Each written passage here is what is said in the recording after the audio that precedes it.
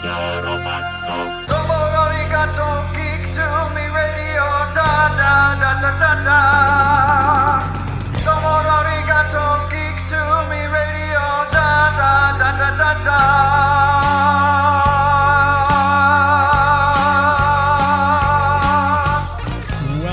Welcome, geeks and nerds, girls and boys, for the last Geek to Me Radio of 2024. Tonight, we have actor Robert Palmer Watkins in studio, or not in studio, online. He'll be talking about a new movie he's got called Trapped In. After that, we've got Chef Liz Schuster and Chef Steve from Tenacious Eats talking about their upcoming sold-out Clue event, The Office's 20th anniversary, and more. Stand by! We're talking TV, comics and movies, and video games. And if you don't know Star Trek from Star Wars, we'll try to explain. There are 12 doctors for Hogwarts houses, one ring rules them all. To be the greatest Pokemon master, you must catch them all. You must catch them all. Try to catch them all. Gotta catch them all. Gotta catch them all. And if you are driving around the greater St. Louis area tonight listening to us on the Big 550 KTRS, hello to all of you. Hopefully your holidays were merry and bright. Hopefully you've got some fun plans for New Year's. If not, my guest in studio will help you fix that. We'll talk to them in just a bit. I'm your host, James Enstall, covering the world of pop culture here on Geek to Me Radio. Hopefully you are watching us on Facebook and YouTube. Hello to all of you there. If you're streaming us on the KTRS app or on the website, we appreciate you finding us there. And as always, if you're hearing us after the fact in the podcast form, we do appreciate you downloading us, listening. Hopefully you subscribed. Hopefully you've by now left us a nice 5-star review, which always helps our search engine optimization out. And that about covers all the housekeeping. We're going to go right to my first guest. We have Robert Palmer Watkins joining us. Brand new movie. I didn't research that well, and I've been slightly out of it, so it's either out or coming out. But he's going to be talking to us about that movie called Trapped In. Robert, thanks for your time tonight. Yeah, thanks for having me on, man. Good to see you. You too. So this seems like it's a movie that's right up my alley. I know Wendy Shepherd, she's great. She does the publicity for this kind of stuff. She said, would you like to talk to him? I looked at the premise. I'm like, absolutely. This is going to be something that sounds like it's fun to talk about. Plus, you've got an amazing acting pedigree, all the other stuff. So let's talk about it. Talk a little bit, because you're not only in this movie, you're one of the executive producers on it. So talk a little bit tell people about Trapped In. Yeah, so Trapped In is a movie that we actually shot during the pandemic. So it hit pretty close to home, the title, Trapped In. And people might think, just judging off the title and you read the basic premise of the movie, it is about a kind of the world shuts down because of a virus pandemic type situation. But don't be fooled by the title and the basic outline of the plot, because you would never guess where the movie ends up. There's a little bit of sci-fi involved. There's some AI. There's aliens. There's a love story happening. So I think it's pretty fun, because at the beginning of the movie, you're kind of guessing why are they trapped in? What is it? Is it a virus? Is it aliens? Is it a takeover? So that's pretty cool that it's got all those different elements in it. But yeah, man, it was a great project to shoot during the pandemic. I got involved because my friend Raja was a producer on it, and I had done a movie with him years and years ago. He hit me up and he said, "Rob, I think we've got a part for you in this movie. He's kind of the asshole character, and I know you would be great at this part." And I'm like, "Well, I don't know if that's a compliment, right?" So apparently I play a good asshole, so I'll take it. But yeah, man, it's a great. I don't want to give too much away about the plot, but basically a group of cyclists. We're training in the Alps of France at high altitude, because that's how cyclists usually train to, get their body prepped for big races and stuff. And basically, the world shuts down because of this unknown virus, and nobody even really knows what it is. But people when they leave the house are dying because of something in the air, something that's invaded the world, basically. So it's a thriller horror movie, I guess, but it's also, like I said, it's definitely kind of a sci-fi movie as well. Gotcha. I didn't realize you'd filmed it that far back. Obviously, we saw Matt Rife is in the movie, who's just blown up of late. I'm trying to remember the timeline. I don't feel like he was really hitting in 2020. So how did he become attached to the project? very crazy, right? I mean, it's almost a blessing. There were some delays on the release of this movie because Leah had a bunch of CGI she had to do for the movie, and there was different scoring and sound and special effects that had to be put in. So yeah, we shot it a few years ago, and Matt hadn't completely taken off like he is now. He was popular. I mean, people knew him for his stand-up comedy, but like you said, I mean, he's just like blown up as a worldwide star. So I'm so proud of him. He's so talented and such a humble, good dude. He was great to work with. And yeah, I think this movie, it's really cool because you get to see a different side of him. I think he's a solid actor, and you get to see his depth and his emotional range. And, there's some intense moments in this movie. So I hope people, if you like his comedy, definitely check this out because it's cool to kind of see he's got some acting chops on him for sure. I'm curious, since you were also an executive producer, when you're acting in a film that you are executive producing, does that somehow alter your acting sensibilities at all? Do you kind of look at it through two different brains as opposed to just approaching it as a actor? Right. I don't think I approach the acting work any differently. I think that's still the same process. But I definitely am interested in, the distribution deal that it's going to get. Where is this going to be playing? What type is this going to be a streaming movie? Is this going to be a movie that you rent or that you purchase from Apple or how, I am curious about the business side of things. I've been acting for, 20 plus years, and every project I work on, I learn a little bit more. And I think it doesn't change my approach to the acting. No, whether I'm involved, on the production side or business side of things, I still approach the work the same. Mm-hmm. But yeah, I'm more curious about the numbers and how it's doing. I mean, Trapped In has now been out for a few weeks, and I hear it's doing pretty well. People are responding really, really nicely to it. But I don't know, I'm excited to hear what does that mean? Right. What exactly does that mean? And how do you track it? I mean, there's so many streaming platforms now. Trapped In is available on Amazon, Apple, Roku, Fandango at home.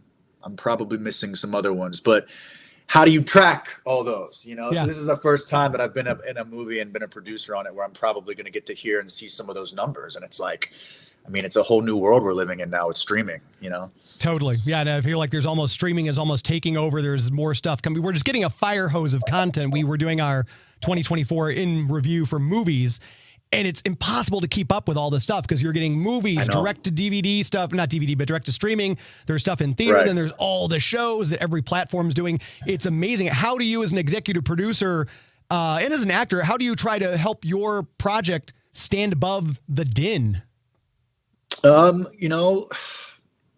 One, I think it's important to, first and foremost, I mean, the story has to be compelling, I mean, there's so much content out there. And people's attention spans are getting shorter and shorter because we're just being flooded with an abundance of content. You get on your phone and there's, many short videos. People would rather watch that than invest in a whole series or a whole movie, So I think Trapped In is cool because it, the title kind of tells you, okay, it's going to probably be a little scary and they're going to be trapped. This one also hits close to home because we kind of went through something similar as a society with the pandemic. But it's cool because it doesn't feel stale because, like I said, the story totally goes in a different direction than what you think it's going to be. But yeah, I think having the writing in a project is important. The actors are important. Sometimes it used to drive me crazy because I'd be like, oh gosh, if I lost a role to somebody, I'd go look them up and it's because they're a big name or, that happens a lot. People want names in their movies and people that are already well known. Because it helps with numbers. Right. It sucks for people that are trying to get in the business and they, but once you are a name, on the flip side of that, I've done enough projects now where I'm kind of building a name for myself and, still haven't had that massive break that I'm waiting on, but but every project I do, I get a little more, clout, I guess you could say. Mm-hmm. So on the flip side of that, having a little bit of a name has now helped me. Book work. So it just takes time and you just got to kind of keep going. But those are some things: compelling story, compelling title, great actors in the project, and then a distribution deal. Leah Sturgis is our creator and producer of this, and she was really good at getting a good deal that would get us on basically Quiver is the company that she went with to distribute, and they placed us on basically all the streaming platforms. And then I think in a few weeks they have a second tier rollout for the movie, and it goes on the other platforms that it wasn't on for the first launch, basically. So there's like tiers for the release. Gotcha. So I thought that was kind of cool, and I didn't know anything about that. So I'm learning that as a producer too, the different types of distribution deals you can get and all that stuff. I'm curious because you do have so many different projects you've worked on. You were part of the Walking Dead franchise. When you talk about soap operas, there's the Abbotts on Young and the Restless. There's the Brady's on Days of Our Lives. You're one of the Quartermains from General Hospital, for crying out loud. You had to hit a huge run on that. At what point when you pick projects, you said you kind of want to have that really compelling story and everything, but also you do want to raise your profile. Are there projects that you want both boxes checked, or does one kind of matter more to you than another when you're choosing a project or saying yes to a role? That's a good question. I love to just stay working. You know what I mean? Yeah, so like there's times where I'm just excited to get back on set and be around other artists. And especially with the pandemic and then the strike that we just had, the business has been a little bit slower lately. So I've been lucky to stay working pretty consistently on all different types of projects. But no, I think I definitely consider both of those things. I think they're both important. I definitely look at, what is the project? Is this a good look for my career? Is this going to elevate me as an actor? Is this going to lead to other opportunities and open other doors? That's a huge question that I ask before, I always consider that. And then the second part was, what did you ask, financially or? Well, if it's raising your profile, you want the compelling story, but you said you also kind of, is this going to raise my profile and kind of help with that? So I didn't know if the one's more important. Yeah. And then there's been projects where, I've done small little projects, small independent movies that I'm not sure if anybody's going to ever see it, but I was so attracted to the character and the story that I hope people see it, but you never really know. I've done projects that didn't even ever get released. So you really don't know. So first and foremost, I want to be drawn to the character and the story. Absolutely. And then the second question would probably be, what is this going to do for my brand, my career? Right. What is this going to lead to? I think that would be the order. I have to be interested. I have to be interested in the project. Yeah. With your run, because my dear friend Susan Eisenberg voiced Wonder Woman in the Justice League. She's obsessed with General Hospital, so I have to ask General Hospital questions if she's listening. Susan, if you're listening, this one's for you. That was a long run on that. Everyone who I've talked to who's been on soap operas before says it's just a grind because you're immediately going in. You have very little rehearsal time. They film quickly. Did you enjoy that process of being in the soap opera? Was it just another thing that kind of was another tool in your belt as an actor? Talk a little bit about your time on General Hospital, if you could. I always say it's like actors boot camp. It is you learn so many awesome skills just working at that pace. You get one take, maybe two takes on a scene. They've got all the cameras preset, so they're getting all the shots they need basically when you do the scene one time. So it's not like a regular TV show or a regular movie where they do a wide shot and then you do the scene again and they get a one shot and then they get a one shot of the other actor and then they get a two shot. So you do the scene 10 times. Soap opera, you do the scene once and they've got all their cameras set up. They're getting everything they need for the most part. So it's almost like doing a play. I did an interview earlier today and I brought this up too. It was almost like doing theater because you actually get to start the scene and go all the way through the scene without stopping and getting inserts and you know what I mean? So it's kind of cool in that way. It definitely helped me with my memorization because you're filming sometimes 2 episodes a day. Right. And also sometimes you'll memorize the scenes you're shooting that day and they'll decide last minute, we're actually crossing that out, cross this out. Here's a new monologue. So it took me a couple months, but you slowly do. It's wild, but your brain actually does get better at memorizing. And I thought that was just kind of bullshit when people told me that, but it happened for me. So I don't know what that is, but that was a very useful skill that I've taken with me to other jobs, just being able to memorize quickly, being able to think on my feet quickly, being able to adjust very quickly because we're moving so fast. And there's also some bad habits you can pick up. Sometimes you're moving so fast, you can forget to really dig into the point of the scene, or, okay, is there an arc in this scene? And, you know, when you're moving that fast, you kind of got to just keep going. So I had to just make sure that even though we're moving fast, I want to make sure that the quality of my work is still top notch. You know what I mean? Yeah. But yeah, overall, learned a ton being on that show. Such great actors. I don't think they get enough credit. You know, these actors are phenomenal, but we're moving so fast that sometimes it's not all perfect. You know? Yeah. So yeah, man, I think I answered your question there. I'm yeah, not you did. Totally sure. Very thoroughly. And I'm curious because you've worked on so many great projects with, as you said, so many great actors, just some of the ones we mentioned, for example. Who is someone who you worked with who passed along some kind of a kernel of knowledge to you that has stayed with you and is like, wow, I'm going to carry that forward as an actor? Is there a certain actor or director or writer or producer who just gave you some little insight that was a bit of a game changer for you, even early in your career or more recently? Yes, a lot of people. God. And I love it when you get to talk to somebody who's been doing it. I mean, I've been doing it for a long time, but I am always open to getting feedback or hear some words of encouragement or wisdom from an older actor or somebody who's been in the business longer than me. It's always cool. You know, I worked with Jane Elliott, played my mom on General Hospital. And there was one day that we were shooting a ton that week for some reason. And there was one day that I was struggling with my lines a little bit. And it was weird because I knew them, but I think I was just in my head and we were moving so fast. And she pulled me aside and just was, checked on me. And she said, because I deal with some anxiety stuff, and I always have. Usually not when it comes to acting. Usually, when I get in front of the camera, I'm fine. But for whatever reason, this day I was anxious and I was messing myself up even more because I was getting frustrated at myself for not getting the lines out. So then I was just in this cycle, and she could see that I was basically shooting myself in the foot, And she pulled me aside and she just said, I've had anxiety and it took me years to get out of my way. You just got to breathe through it, take a breath, reset when that happens, take a breath, don't get mad at yourself. And it's in there. The lines are in there, but you're getting yourself all worked up and that's not helping.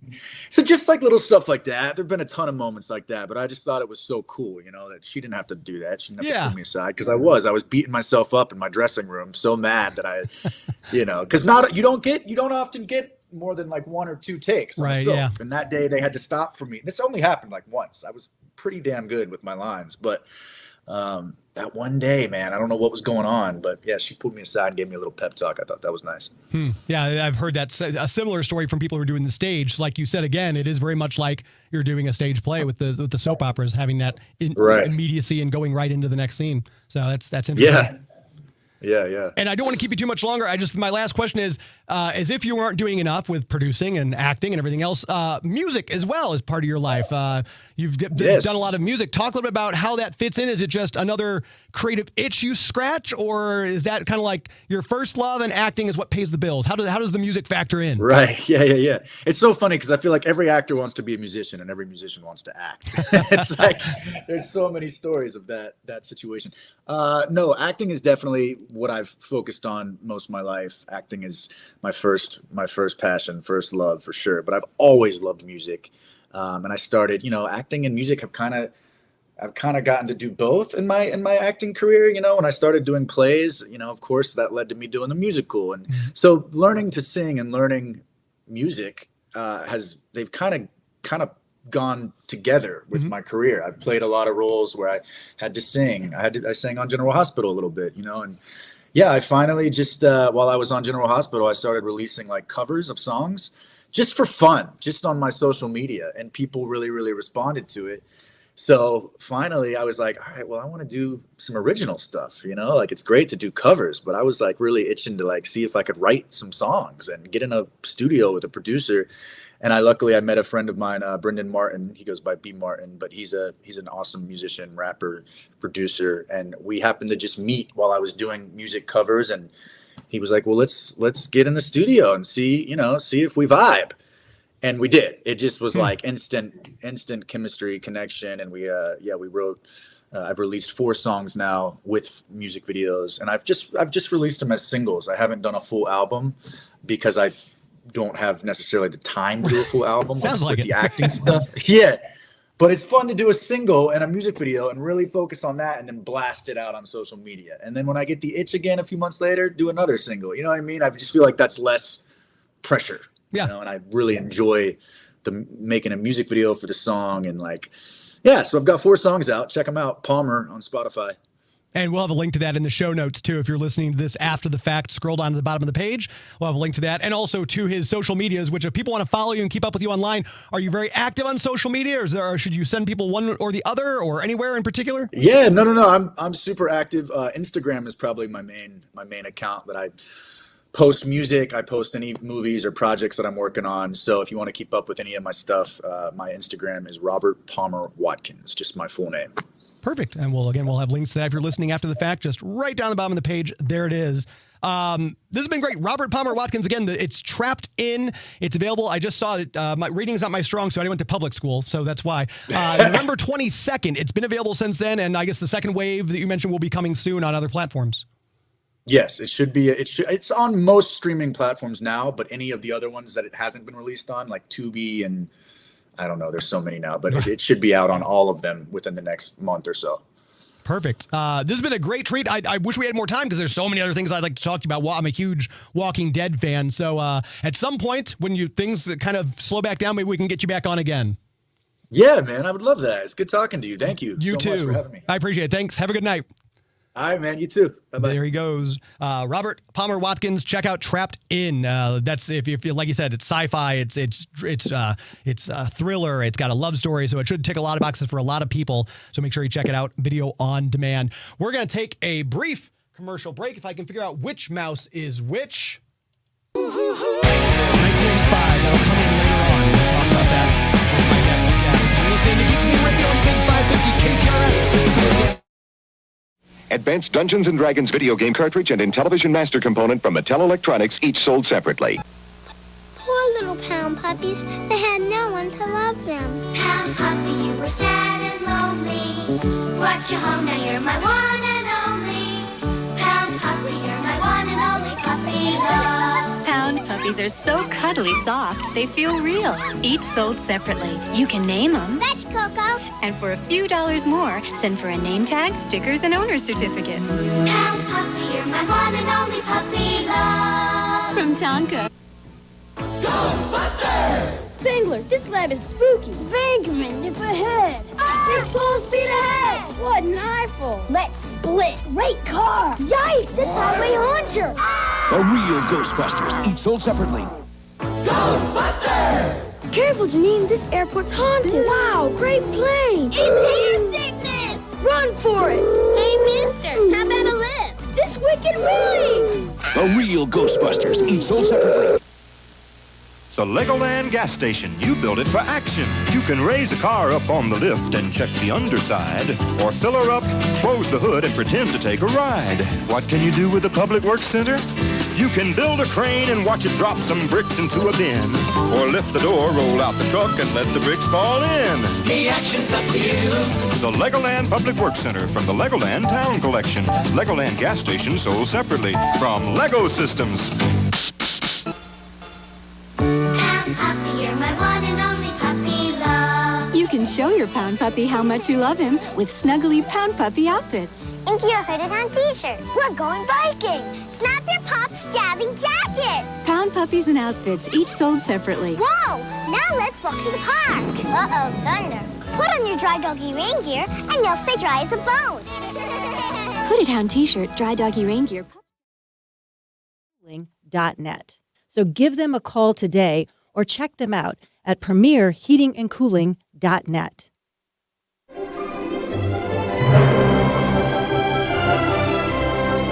Hi, this is Dee Wallace. Welcome back, and you're listening to Geek to Me Radio. Welcome back to Geek to Me Radio, heard here every Sunday night on the Big 550 KTRS, your radio active source for all things pop culture. I'm your host, James Enstall. Want to make sure we tell you about our premier sponsor, the Greater St. Charles Convention and Visitors Bureau. I know a lot of you now know that name because there were a ton of people. I think they do geofencing so they can track it. We had, for our 50th anniversary of Christmas traditions, we had almost 300,000 people down at that festival. It was crazy. And there were people, I heard German being spoken. I'm assuming there, because we do get people internationally who'll come over for this. There were, I want to say it was French, but it might be Swiss, but it was one of those kind of in the middle accents and, the French. But it was a lot of fun to have all those people out there. Obviously, a lot of you enjoyed it. This was an all-weather festival, obviously, and we had all the weather. We had the snow that first weekend, which was gorgeous. We had snowball fights. We had rain come down. We had a couple nice days that were very warm. So you get a little bit of everything, but that's part of the charm and part of the fun because you're experiencing all this out there on the cobblestones with these old historic buildings, and you're interacting with the likes of Father Christmas and Père Noël and La Befana and Jack Frost and Susie Snowflake and the Nutcracker Prince. And it's just, there's no better way to spend Christmas, especially for the 50th anniversary, which was a great time. And it's hard to believe they've been doing this for 50 seasons. If you missed out, though, they're doing it again next year, obviously, for the 51st. So check out the website, discoverstcharles.com. A lot of the photos will be up there as well. Follow them on Instagram. I think it's Discover STC for St. Charles. And they've got cool videos of all the stuff they have going on. And even if it's not Christmas, there's always something going on. They've got their ice sculpting event in January. They've got food truck days along the historic cobblestones and in Frontier Park. When the weather gets nicer, Frontier Park. Go bike ride the Katy Trail. Go have some nice food at some of their local restaurants. These are all local businesses. And as I always say, in this economy, it's never been more important to support small businesses, the small shops like Chuck and Lou, like Sugar and Slice, the bakery. Go out there and get some great food. Shop for some cool, unique items. And if you're not local, then put it on your list for 2025 because they got some big things coming in 2025 to be sure. If you are local, maybe just haven't made the drive out there lately. Maybe you're in Alton. I know people in St. Louis, and I'm guilty of this too. No one wants to cross a bridge. So if you're in Chesterfield, if you're in Alton, haven't made the drive to St. Charles, go ahead. The Blanchette Bridge is perfectly safe. I've driven it several times this month. And go check out historic St. Charles. Start your trip, whether you're local or out of town, at the website, discoverstcharles.com. That's discoverstcharles.com. I like to say it's an historically good time. My next guests have been in here before. We had them on for Gremlins, which was a fantastic amount of fun. And they're back. They've got a New Year's Eve event, which is happening, obviously, this week. They've got the 40th anniversary of Clue happening and the 20th anniversary of The Office. We've got Chef Liz and Chef Steve in studio with me. I can wrap my head around the fact that The Office is 20 years old, but when you tell me Clue is 40 years old, I'm like, no, that can't be right. I actually have a hard time doing math going backwards from 2000. Yeah. You know what I mean? I'm like, whoa, wait a minute. That was just 15 years ago. No, wait, no. 40? Yeah. Anytime someone says it was 1997, oh, so 10. It kind of hurts my brain and I have to recalibrate.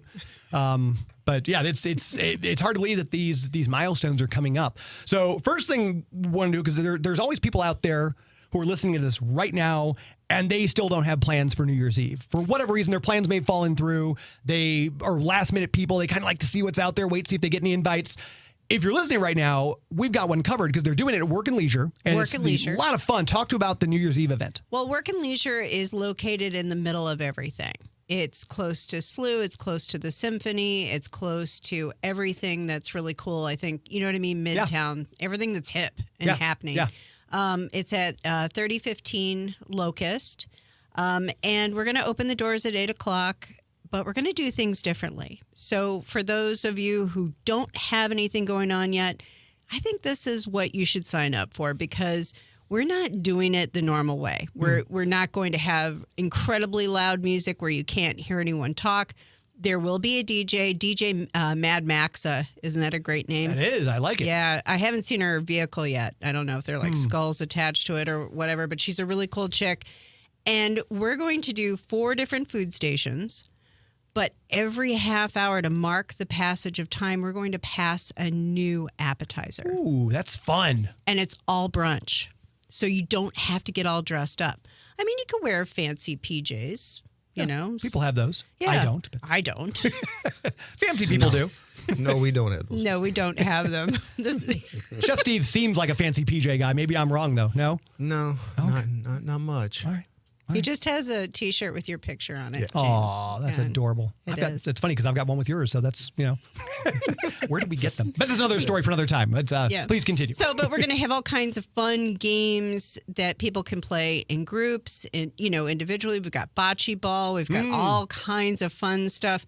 Avalanche this is going to be open bar also. So your ticket includes all your yummy drinkies and eaties. And also, if you're not a big alcohol person, they've got, Raven, who she creates these, I don't know, call them mocktails or non-alcoholic because she puts so much thought into them. They're not just some weird simple syrup mix that she just, got from the store.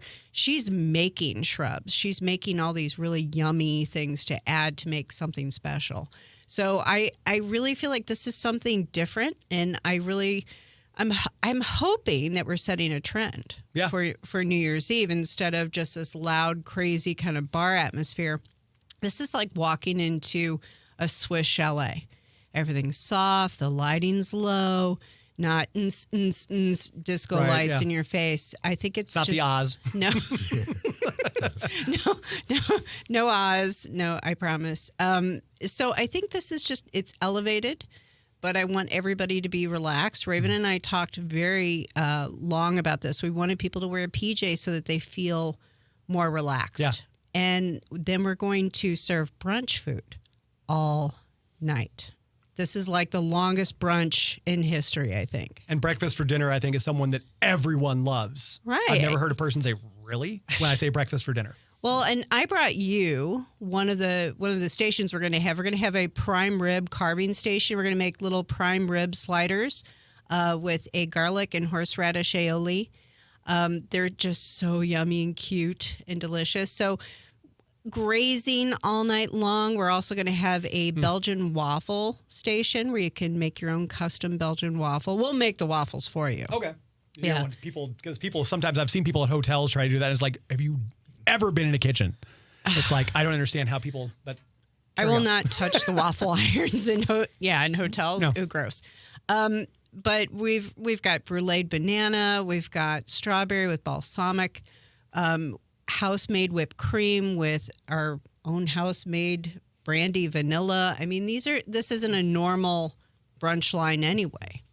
Then we're going to have a Rosti potato station where we'll be making potato pancakes with a little bit of creme fraiche with chive and roasted apple. Again, not a normal brunch, line where you just feel like you're at a trough. This is specialized. We're going to take really good care of our guests. So if you don't have tickets yet, go to workandleisurestl.com and score some tickets because I believe we might be shutting down the ticket sales at midnight tonight. We're getting close. Oh my gosh. Getting very close. Yeah. So you are almost sold out then? Yeah. Wow. Okay. So if you're listening to this right now, it's workandleisure.com. Correct. STL.com or is it? Workandleisurestl. Workandleisurestl. Okay. So check that out. If you don't have plans for New Year's yet, and I know a lot of people don't. Like I said, a lot of times I'm last minute. I'm like, I'm staying home. It's just the planning's too much. So this is all planned for you. And like you said, it's elevated. It's not like you're going through the Shoney's buffet. Well, this is all elevated brunch food. And if you've ever been to a New Year's Eve event where either it's too loud, can't hear yourself think, or the food is the same food all night. Right, yeah. It's the same buffet, and you're like, okay. Oh, cocktail shrimp again, yay. Yay. They're refilling it again, yay. I want it to be fresh and fun, and a reason why everybody's staying and I'm a grazer, so I love something new, and we're going to pass these apps around. I don't want to give too much away, but we've invested in pillows. Ooh. So while you're in your jammies, we're going to be delivering food aloft. Ah. Is that the right way to say it? Yeah, I think it would be, maybe. I don't know. It's a little different, though. But, I mean, she did. We spent all day looking for these pillows, so something special for you. Okay. Not so it's not my pillows. I mean, no, something not like your pillows. Okay. Well, not your pillow, but not my pillow. Yes, that's what we're going with. You get where we're going. And food won't be directly on material, but right, we'll have a surface on top of that. But we want to be fun. Yeah. So this isn't, we want to just elevate this experience, make it a little bit more, I don't know, tenacious. I like that because that's part of what I think that's the name of your company. Is it? I think. Yeah. Tenacious. Yes, Tenacious Eats. I looked it up. It's on the paper. And, speaking of anniversaries, we're turning 13 next year. Wow, really? Yeah. Wow. We have a pubescent teenager. How about that? Yeah. And it acts up all the time. Acts up all the time. Can confirm. But that's so much fun. And like I said, if people are, let's go to a loud party. Let's go here. Let's go out to a restaurant and spend $200 on overpriced kind of food that they have special menus for. Sometimes this sounds so much more relaxed and just chill. So if you're done with the stress of the holidays, this might be the perfect thing to cap your year. You can wear slippers. Yeah. Come on. And put your feet up. They even, I know Raven even has some more kits because several of the tables have the awesome flame, like the burner things on them. So you could sit there at a table, enjoy your cocktail, and make s'mores on top of all of this food. So if you are coming, wear your stretchy pants. You know, PJs with a drawstring, I think. Like Joey called them. These are his turkey-eating pants. Turkey-eating pants. So that's a lot of fun. And again, it's workandandleisuresTL.com. Small amount of tickets still available. So if you don't have New Year's plans, go now and get those before they sell out. Correct. All right. Let's take one more quick break. We're going to come back and we'll talk about Clue, and we'll talk about the 40th anniversary of 40th anniversary of Clue, 20th anniversary of The Office. We're going to have, since we're talking about Clue, we'll have Bill Haley in the comments play us out here. You're listening to Geek to Me Radio on the Big 550 KTRS. Please stand by. Rose Petal, Nestina, and Orchid dolls come with All You See Here, each sold separately, new from Canada. Seaweed's Tropicals. It's Kenner's Seaweed's Tropicals. Camille, Baby Cascade, and Pelly Pelican. She's tan, has pretty blue hair you can comb, and looks cute in a little grass skirt. You can collect Flora Tropical, Baby Finella, and Little Dog de Bloom. Seaweed's Tropicals. Seaweed's Tropicals. Camille, Baby Cascade, and Pelly. Other Seaweed's Tropicals sold separately. Introducing the new Play-Doh Mop Top Hair Shop. What are the mop tops? The Play-Doh mop tops. Just turn the chair. They grow Play-Doh hair. They're the mop tops. You can comb it, wave it, style it, or shave it. The Play-Doh mop tops. You can let it grow down to his toes. They're the mop tops. From the Play-Doh Mop Top Hair Shop. The Play-Doh Mop Top Hair Shop, sold with everything you see here. New from Kenner. Here's Sit and Spin from Kenner. You can spin around, sit around, even carry. What would you like the power to do? Copyright 2024 Bank of America N.A. Hello, this is Colin Baker, and you are listening to Geek to Me Radio, you sensible people.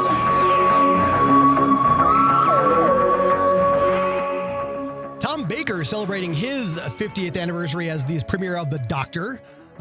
So that's kind of cool. Colin Baker, obviously the 6th Doctor, but I didn't have a Tom Baker return, so just bear with me. You're listening to Geek to Me Radio on the Big 550 KTRS.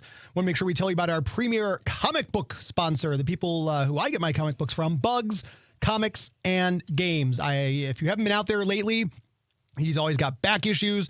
He's got the new issues. You go out on Wednesday to get your new comic books.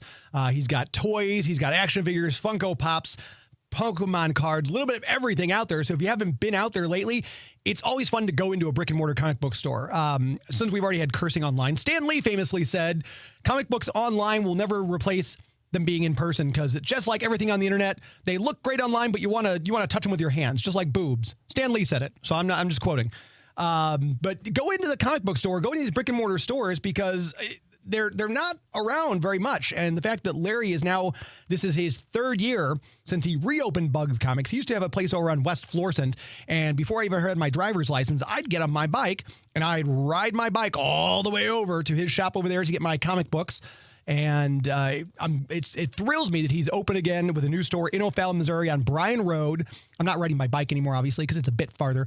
But I go out there and I get my comic books. The best thing is start a pull list, because I can't go on Wednesdays when the new comic books come out. But go in there and say, hey, I want to make sure I hold Incredible Hulk, the all-new Batman. I want to make sure I get the Superman comics, and I want to make sure I get Dazzler or X-Force. He'll pull them aside so they don't even hit the shelves. That way, if he sells out, your comics are put aside on the pull list and you don't have to worry about it. Bugs Comics AND Games on Facebook. Give his page there a like and follow him on Instagram. He's putting stuff up all the time on Instagram. So maybe your local comic book store did shut down. Maybe you're listening to this in Atlanta. Maybe you're listening to this in LA. Maybe you're listening to this in Duluth. You don't know where you're listening from, but I don't know where you're listening. You know, because you're listening from there. But that's beside the point. Let Larry and Bugs Comics be your new local comic book store online. Go to his Instagram page, see something you like, say claim. He'll send you a PayPal invoice. You pay the invoice. He ships the comic right to your door. And that way you've got your comic books once again. Join the Avengers Club too, so you start saving money on all the things you buy. You got the pull list, you join the Avengers Club, and your comic book life is pretty much set. Bugs, Comics, and Games. Very proud to have them as the official comic book sponsor here on Geek to Me Radio. Talking with Chef Liz and Chef Steve of Tenacious Eats. We talked about the New Year's Eve event at Work and Leisure STL. I could not be more excited because it's one of my top 10 favorite films of all time, Clue. And in 2025, it turns 40, which doesn't seem possible. But I'm old enough to remember my brother and sister, who were older than me, took me to the theater, and you didn't know which ending you were going to get. Right. And we ended up seeing the one where everyone does one of the murders. Because they had one where it was just, we had one where it was just Miss Peacock, I think, and they had another one where it was just Miss Scarlet. Yes. And you didn't know. You had to talk to a friend. Oh, if you're going to Newhall's Ferry, they've got the one that Miss Peacock did, and you had to word of mouth. But you're doing this event, and I love the menu. I love how you described how you're doing the menu. Talk a little bit about the Clue and the event itself and the menu. Well, you know what? When I sat down to write the menu, the child brain, because when I originally saw this, I was almost 13 years old, 12 going on 13. And I didn't pay attention to things like food. I was more interested in how many dead bodies there were, who was making out with whom by the curtains. Right. And it gets a little, some adultness there. So I was like, the only food really I saw was monkey brains. And shark fin soup. But I don't feel good about serving shark fins. Right, so no, or monkey brains I'm okay with. No, I'm kidding. You heard it here first, folks. Heard it here. But I wrote the menu based on how the characters arrive chronologically. So I started with Colonel Mustard. He's the first one to arrive. I'm doing a Groninger mustard soup. It's an applewood smoked bacon lardon with shallot and heavy cream. And, of course, the Groninger mustard. Chicken stock, leeks. It's going to be really rich and yummy. Second course, Mrs. White arrives. And I'm doing a black beluga lentil salad flambe. So it's a little bit of a blue cheese with organic beluga lentils, which are black, and then shaved pear, olive oil, and a little bit of brandy over the top. We're going to set it on fire. Flames. My face, and right. That's my on the favorite side of line. my face, yeah. Side of my face, flames. Third course, Mrs. Peacock is a chicken Normandy. She's she's well traveled. She's the one that loves the monkey brains. But I thought we'd do something that was kind of her style. So I'm doing an apple cider brine airline chicken breast with Granny Smith apples and Yukon potatoes and cream and French thyme. And then a little bit of kumquats to give it some zip because she's so punchy and zippy. And then fourth course is Mr. Green. It's garlic and butter poached pork tenderloin. I know Chef Steve's going to love that one.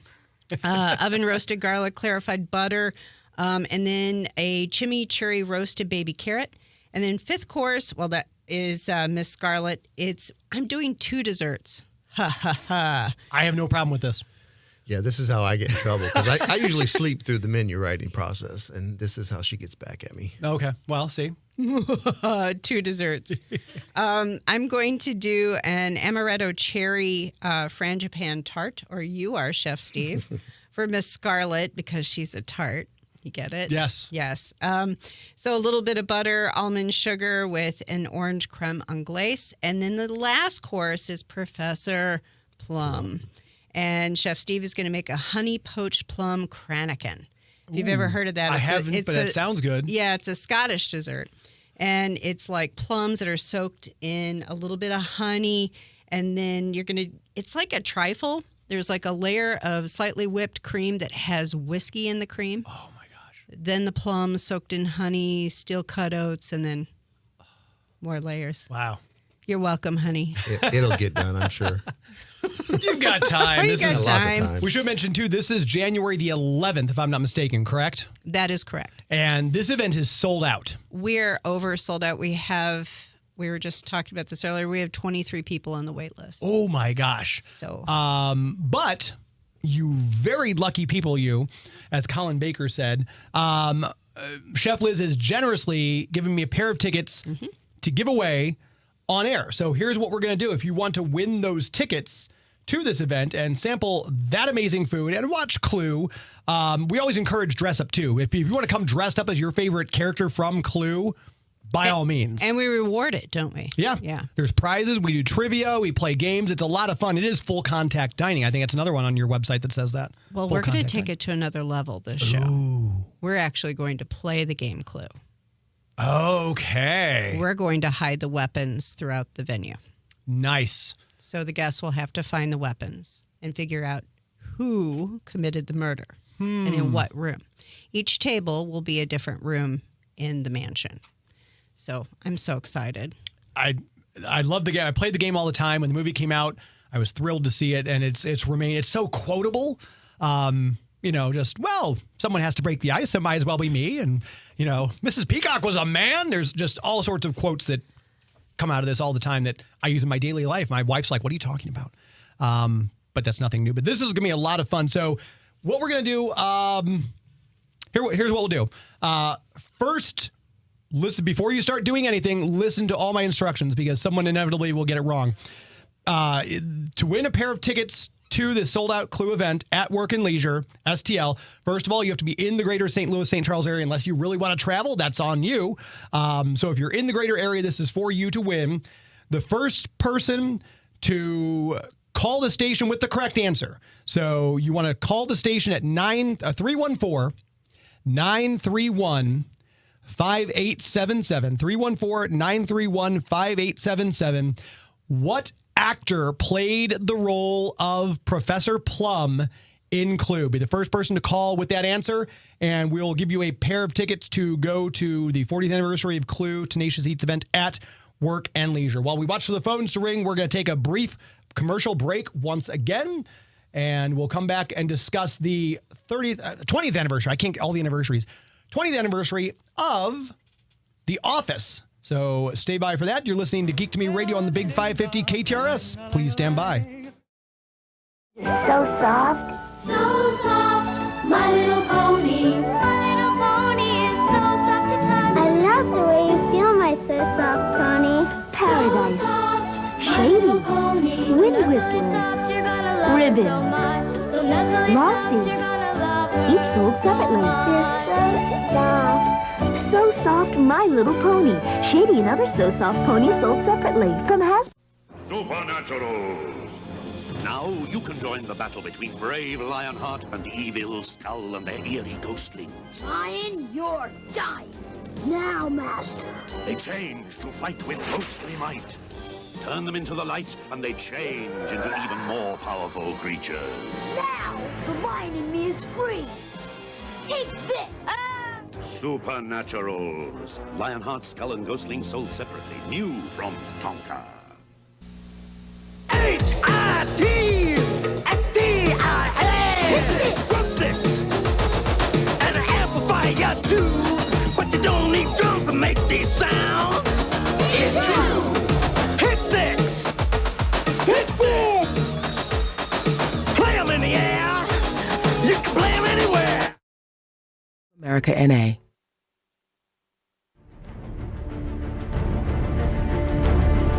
Hi, this is Shin Han, and you're listening to Geek to Me Radio.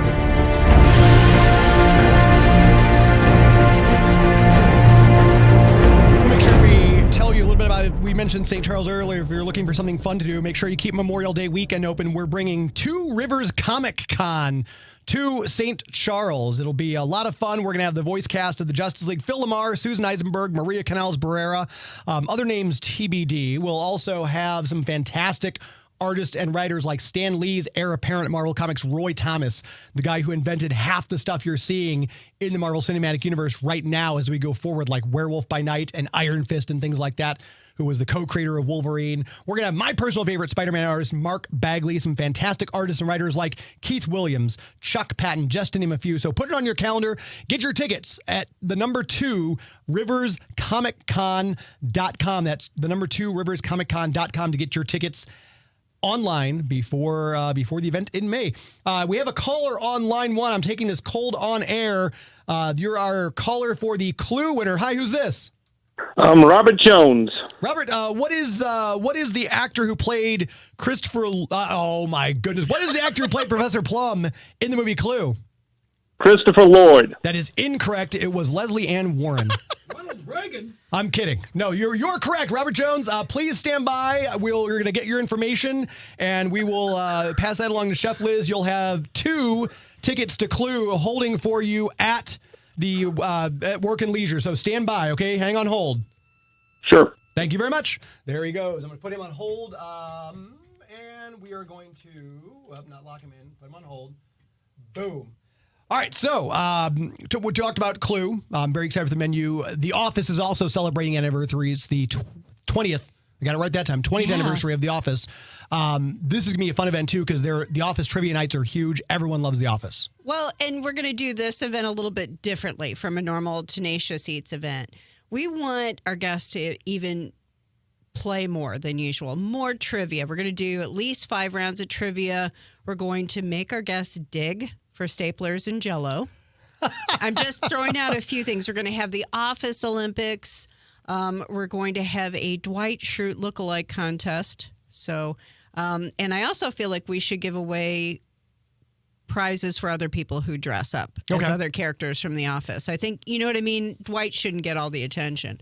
But I think we're going to have so much fun in a very corporate way, right? But we're also going to provide snacks. We're going to have a full dinner, but we're going to box it up like it's a corporate luncheon. Nice. I think that'll be fun. I'm working on that menu right now, but tickets are already on sale. They're flying. So those tickets are available at brownpapertickets.com under Tenacious Eats. I haven't even really advertised it yet, and it's already selling. Oh, my gosh. So I'm just excited to celebrate something fun that I love and enjoy with other people who enjoy this. So this is awesome. I guess 13 years in, as you said, people now know what to expect. That's why the events are selling out very, very quickly. Plus, you do a great job of picking really fun events. Like, everyone loves The Office. It's great. And I always listen to our guests. Right, you know. Yeah, you ask at the end of every Yeah, if you have any ideas about what films, what shows you'd like us to do, please don't hesitate to let us know. You could go to social media, Facebook, Instagram, say, "Hey, chef, I really want to see Congo or whatever." I don't know if everybody's going to say yes to that, but. It's an interesting choice. Well, it's a AP Bio reference. Have you seen AP Bio? I haven't yet. No, it's on my list. It's in my queue, but that's an AP Bio inside joke. Okay. Yeah, I'm quoting that now. So I'll get it when I watch the show. Yeah. Oh, you have to. It's hilarious. But I really felt like I wanted to get people together who have their favorite quotes or favorite characters, and we're just going to have a really great night of celebrating The Office. I can't believe it's 20 years old. I know. Did you, Chef Steve, did you have a favorite episode of The Office or a favorite character on The Office? I liked Randall Park as Jim, honestly. I love Jim.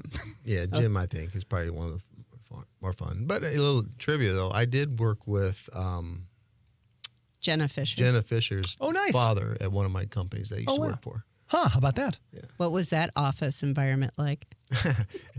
Just about like that. I mean, actually, the entranceway was kind of like where she sat. She could, really? The receptionist, you could barely see the top of her head, and it was just the funniest thing. Once you saw all that. Who was her dad most like in the show? Was he a Dwight, or was he a Jim, or was he a Michael? Or I'll keep that to myself. I think it's probably a good Maybe idea. he was like Stanley. Not Stanley. That was Kevin. Kevin. Yeah, I can't. My voice can't get deep enough to do Stanley. I love Kevin. When his feet were sweating, so he had the tissue boxes on his shoes at Jim and Pam's wedding. Yeah. Oh, it's such a great ensemble cast, and it's one of those. I was a fan of the original British version too. I was too. I think it's like comparing apples and oranges, though. Yeah, it's completely different. I think timbre. Oh yeah. I mean, the humor's still there. Gervais's humor is still present, right? The writing is similar, but I think you can't compare the two. No, very, very different. And I do like that they, when Michael was exiting and they're trying to find a replacement, that Ricky Gervais did have a cameo in that particular episode, which was fantastic. I loved it when Michael made everybody compete, like Survivor, like walking on hot coals. And Dwight's like, I'll do it. And then who is it who's floating in the lagoon? Andy.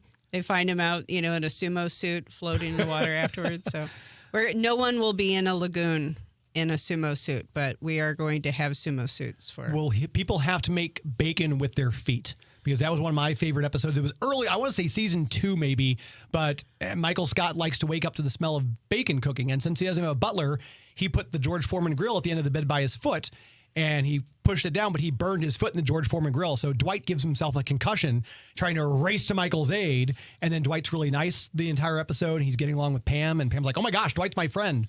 That was another early episode, was one of my personal favorites. But there's so many great episodes. I can't pick my favorite. They're just, and we are going to be picking a favorite tomorrow, in fact, in honor of New Year's Eve. We're going to pick winners.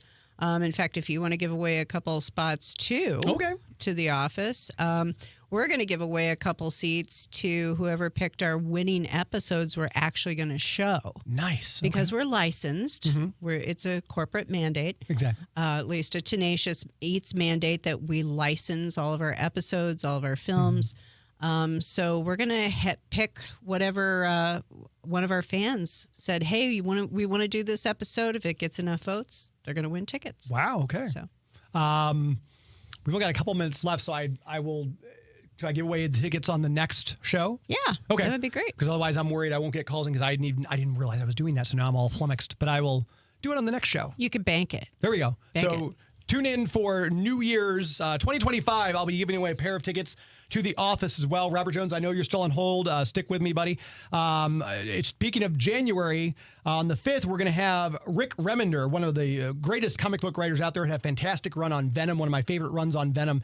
He was supposed to be with us last week, and he just got his wires crossed. We had the artist from that comic book on, and Rick Remender is going to join us, talk about that project, some other stuff.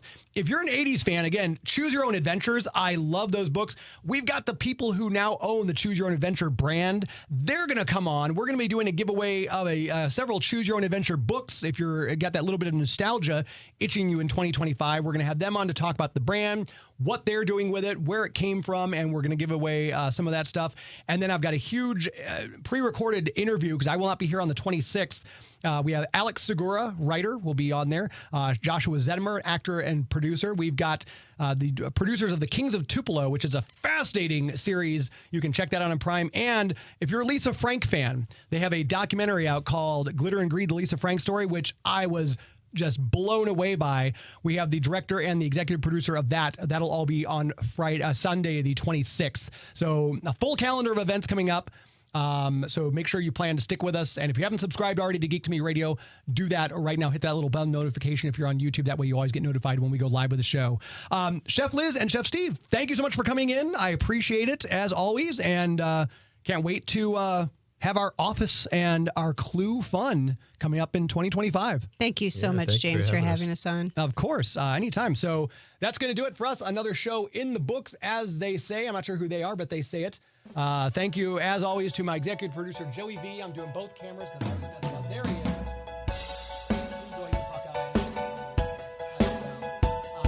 Thank you to Robert Palmer Watkins for joining us. Make sure you check out Trapped In. And keep listening. Until next week, my friends. It's not in the way you watch iZombie. It's not in the way you watch The Flash. It's not in the way you love Scotty Young Art.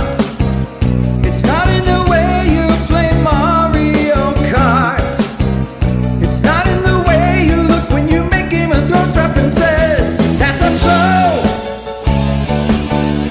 This is Geek to Me Radio. That's our show.